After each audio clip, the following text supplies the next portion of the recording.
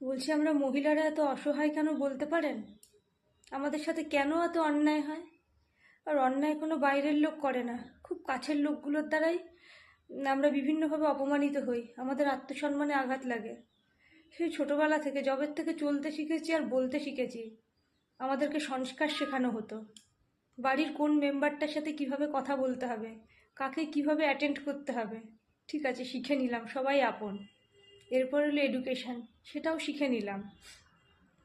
তারপরে হলো ঘরের কাজকর্ম, তারপরে হলো অ্যাডজাস্টমেন্টের ব্যাপার, সে তো সব মহিলাদেরই করতে হবে, নইলে লোকে বলবে মেয়েকে কোনো শিক্ষা দেয়নি। বাবা মা বলতো যে সব কিছু মানিয়ে চলতে হবে, সে মেনে নেওয়া মানিয়ে নেওয়া সবই করলাম, কিন্তু কোনো কাজে লাগলো না। তারপরে হলো শ্বশুর বাড়ি, যারা চেনে না জানে না পার্সোনালি, আমার সঙ্গে কোনোদিন ভালোভাবে মেশেইনি, তারাও নানান রকম সার্টিফিকেট দিয়ে দিল আমার হাজব্যান্ডের কানে।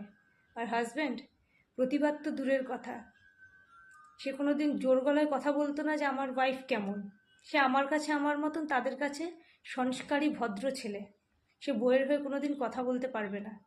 কেন না, নইলে নিচু হয়ে যাবে, লোকে বলবে বউয়ের কথায় উঠে বসে। ঘুরে ফিরে সে আত্মসম্মানে আঘাত আর অপমান সব এলো আমার কপালে। আর এই সব কথা নিয়ে বাবা মায়ের কাছে বললে, বাবা মা বললো, ওরে বাবা, ওই বাড়ির ব্যাপারে আমরা কথা বলতে পারবো না, ভেবে দেখ কী করেছিস। আচ্ছা ঠিক আছে, এই মেম্বারটা এই কথা বলেছে, যে ক্ষমা চেয়ে নে, তোরই তো সংসার, তোকেই তো মানিয়ে নিতে হবে। কিন্তু কতদিন এই মেনে নেওয়া আর মানিয়ে নেওয়া? তারপর যদি কোনো কিছু একটু বাড়াবাড়ি হয়, সবার আগে বলে দেওয়া হয়, বউ বউ তো বাইরের, বাইরের মেয়ে, বার করে দে, বউ গেলে আবার বউ পাওয়া যাবে, চলে যাও, তুমি বেরিয়ে যাও, এই সময় চলে যাও, বাবা মাকে বলো, আবার বিয়ে হয়ে যাবে। কি সমাজ আমাদের! ছোটোবেলা শিক্ষা, সংস্কার, কালচার, এডুকেশন কিচ্ছু কাজে লাগলো না। কি চেয়েছিলাম আমরা? একটু সম্মান, একটু ভালোবাসা, একটু আত্মসম্মান দিয়ে বাঁচতে চেয়েছিলাম, হলো না।